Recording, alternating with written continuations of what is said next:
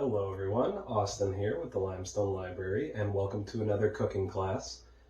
Today we're going to be making a pork katsu with garlic rice and a sesame cucumber salad.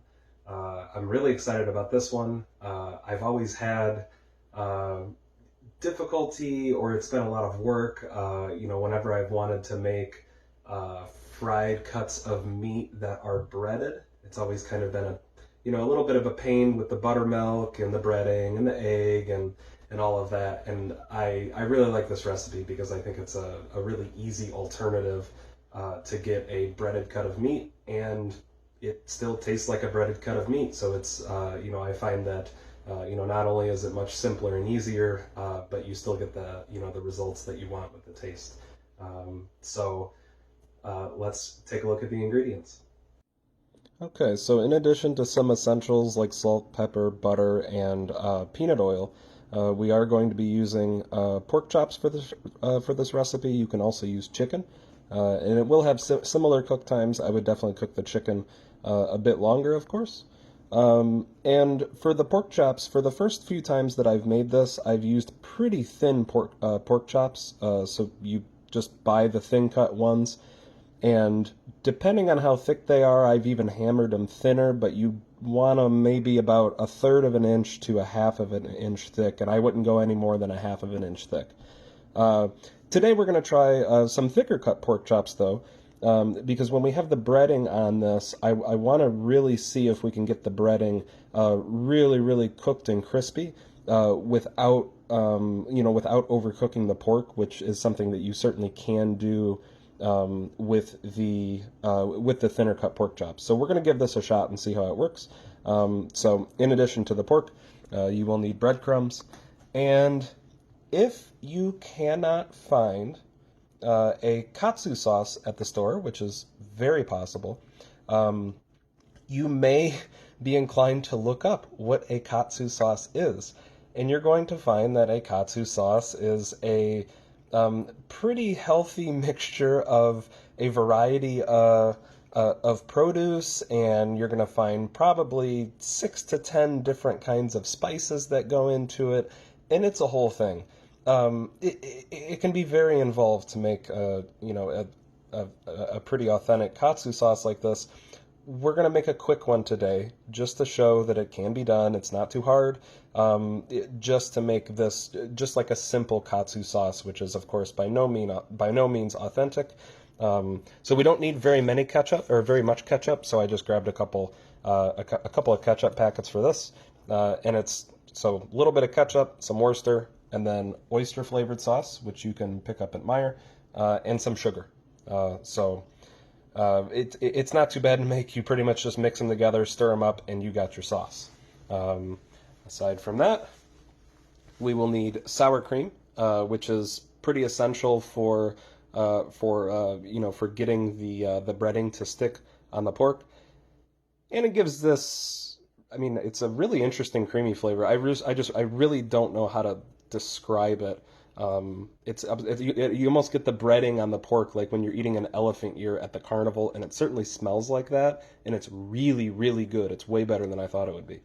And then you want some jasmine rice. We're going to use 3/4 of a cup, but you can make as much rice as as you have servings of pork and cucumber. We have fresh garlic, a whole cucumber, and I just picked up some store-bought sesame dressing. Asian sesame, and I think it's a vinaigrette. Yes. It's just going on the cucumber, and it's just cucumber, sesame dressing, salt, and pepper. So it's not too involved. If you want to make your own, you can make your own, I guess. But we just picked up some store-bought ones. And then you can also put sriracha on top of your pork after it's done. But you don't need to. The katsu sauce is definitely enough. And then peanut oil, I would highly recommend. We use it a lot here. You're going to be frying, and you're going to want it at a pretty high heat, but not too high, because we are going to be using a non-stick pan. So the peanut oil is really nice for this. So next, you'll want to take 2 to 3 cloves of garlic and crush them, peel them, and get them chopped up into little tiny pieces like this. We're going to be cooking up this garlic first to put in our rice. After you are done with that, you'll want to get a pot going, melting some butter, just melting it over low heat, right? I mean, we don't want to burn the butter. If you move it around and it sizzles like this, that's probably a high enough heat. So we'll get this melted. We are just about there. And once this butter is melted, we're going to throw our garlic in.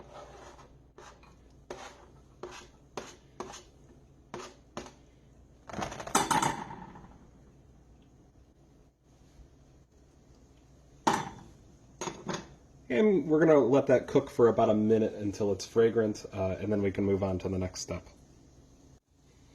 Okay, so we're starting to see some color in the garlic, a little bit of brown there, and it's definitely fragrant. I maybe cooked it a little longer. We'll want to then, what I usually do is I just kill the heat, since we're going to be adding water. And we'll add our jasmine rice. About 3/4 of a cup is what I'm using, but I'm only making 2 servings. So with the pork and the cucumber salad and the rice, it should be enough rice. So we'll add that, and then we want to add about with the 3/4 cup of rice, you'll add about 1.25 cups of water. So we'll want to add that pretty slowly so that we don't get any. All right, nothing too violent there. And be right back.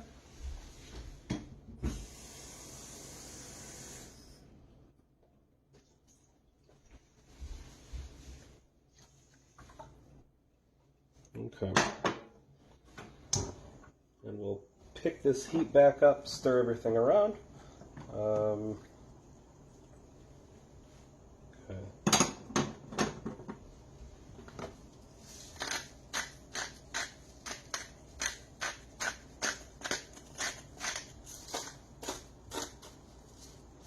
And after adding some salt, and a little bit of pepper too if you want to, but salt is definitely mandatory. After doing that, you'll want to bring that up to a boil. And once it's boiling, just give it a little stir, and we're going to bring that heat down, make sure that none of the rice is sticking. And we'll cover that up for about 15 to 20 minutes before we move on to our next step. Okay, so while that rice is simmering, we can get started on our cucumber salad. We'll want to trim the ends of the cucumber and set these aside. And then what you're going to do is you're going to half it lengthwise, and then scoop out all the seeds, and then slice the cucumber, and then you'll have your cucumber salad. So we're actually just going to half of it like this, flip it around the other side, and then half the other half like this. Nice and manageable, and a sharp knife will go a long way here. And then from here, you can scoop out the seeds and slice up the cucumbers, and then continue with the salad. Once you've scooped out your seeds, your cucumbers should just have a little bit of a divot here, and it should come out all in one mostly solid piece. And then you can proceed with slicing up your cucumbers, and after you slice them up, the salad's really easy to make. You just stick them all into a bowl, salt, pepper, and really as much sesame dressing as you want. And that's it. And then you can set that salad aside, and then we can move on to making the katsu sauce. So you'll want a bit of an oversized bowl just to allow adequate room for mixing and tossing. Plenty of salt and pepper. And mine comes out in little tiny salt grains, so I'm going to put a little bit more work in. A bit of pepper. And like I said, as much sesame dressing as you want.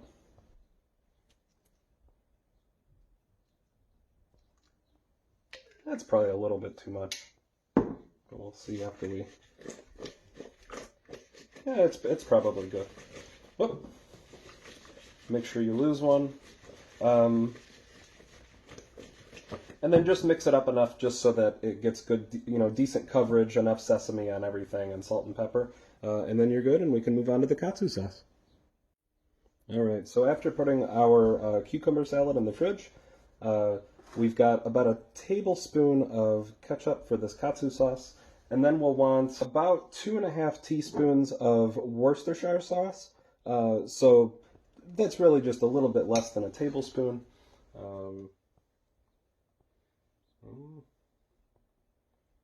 And that's probably good. So a little bit less than the ketchup that you've already put in. And then for the oyster sauce, about 1.5 teaspoons. Oh, and let's make sure to shake this. I've never actually used oyster sauce before. I've always just bought the katsu sauce.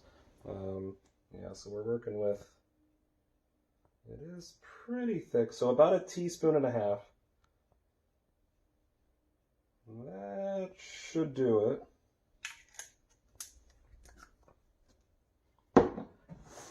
And then about 1 teaspoon and, 1 1/8 teaspoon of sugar.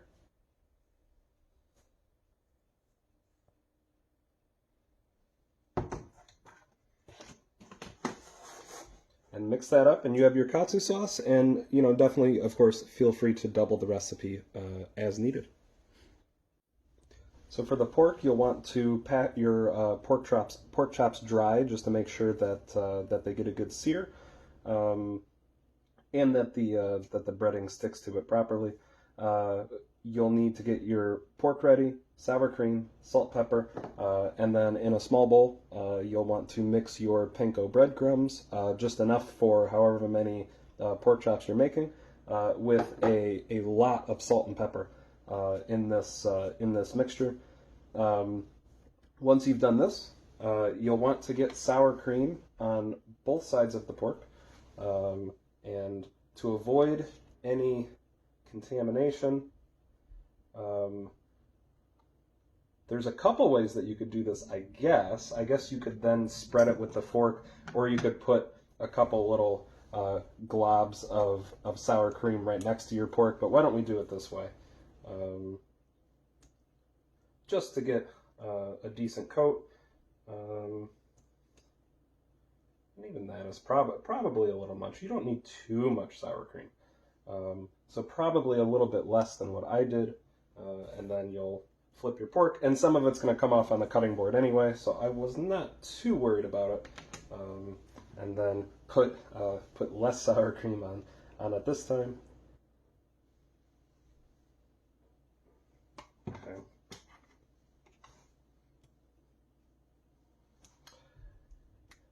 And get that spread around. And if you have a thicker piece of pork like I do, you could definitely get the sides too. Remember, we are sort of experimenting a little bit with this thicker piece of pork. I want to see if we can get a really crispy exterior without overdoing the cooking on the pork. From there, salt, pepper.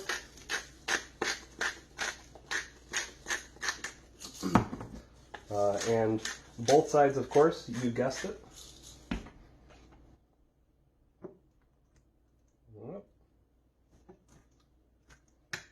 And a fork really is probably the best thing for this,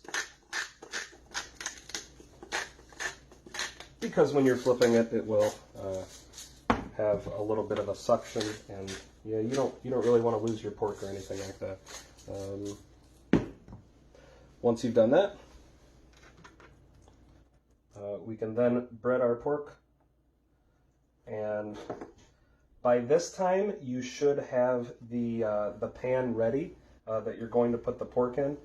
We are going to use a non-stick pan, just so that we don't lose any of the breading. I'd really like to use an iron skillet. Maybe it does work out well. Let me know at home if you've tried it at home.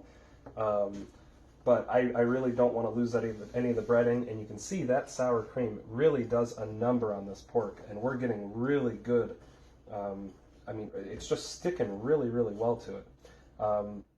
So once you've done that, it can go straight in the pan, and then you can bread the other cut of pork and throw that in the pan as well. Okay, so as mentioned before, you'll want to have a hot pan ready for this, and a pretty healthy amount of peanut oil. Get the pan hot, throw the oil in, let the oil heat up a little bit. Make sure that your pork is covered enough here. And then when you bring it into the pan, make sure you lay it away from you. And we don't have our pan too hot. We're going to lift that up a little bit, which is probably okay since it's going in first. The fact that it's not too hot is maybe a little bit helpful. And then you want to coat your second piece of pork. Make sure that you get the sides. And we're going to even sneak over here and turn that up a little bit more.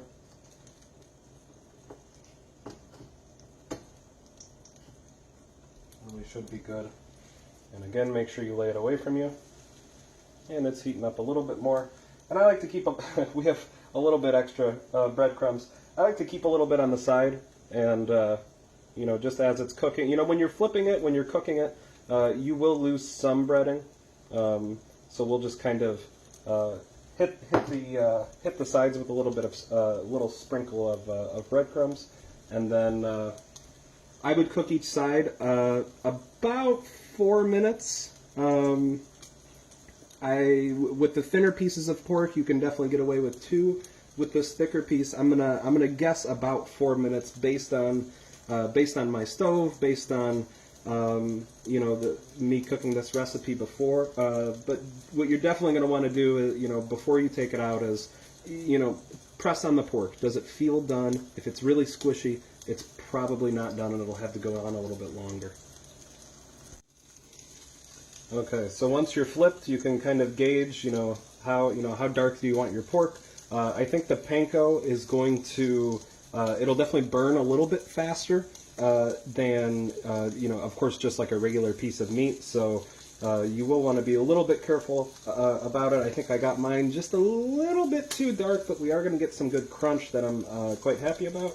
You do kind of want to make sure that we get enough oil onto it. So what I've done then is I've adjusted the heat just so that the other side doesn't get as dark.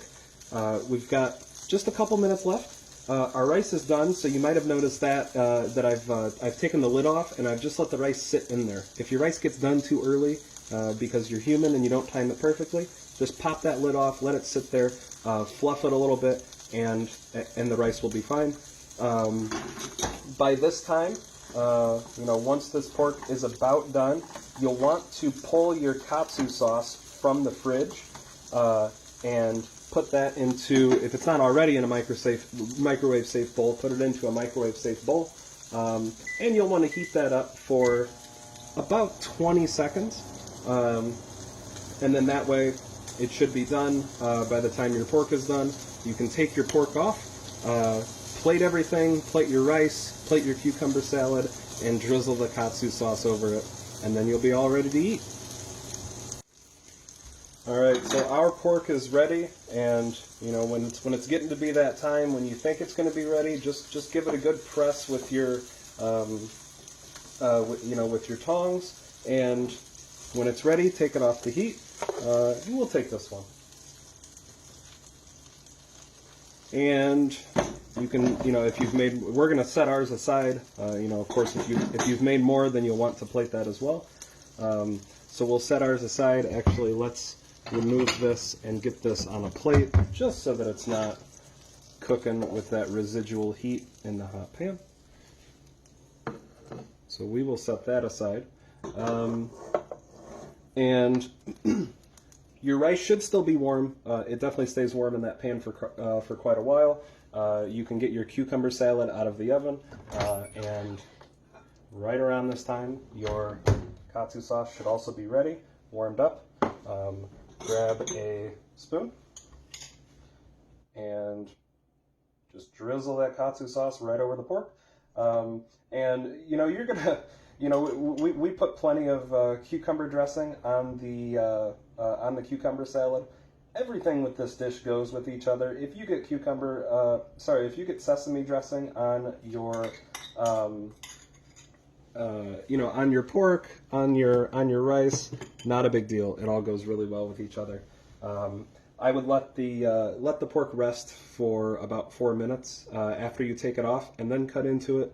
Make sure that it's done. If it's not, just throw it back on and cook it a little bit longer. That's all there is to it. If you like your rice a little bit wetter, then you can definitely put like a soy or like a mandarin sauce on your rice as well. And that's it. Let me know what you guys think. Let me know if this was an easy enough way to bread meat. I really like it. It's one of my favorite things to do now. Thank you all again for watching, and I'll see you later. Bye.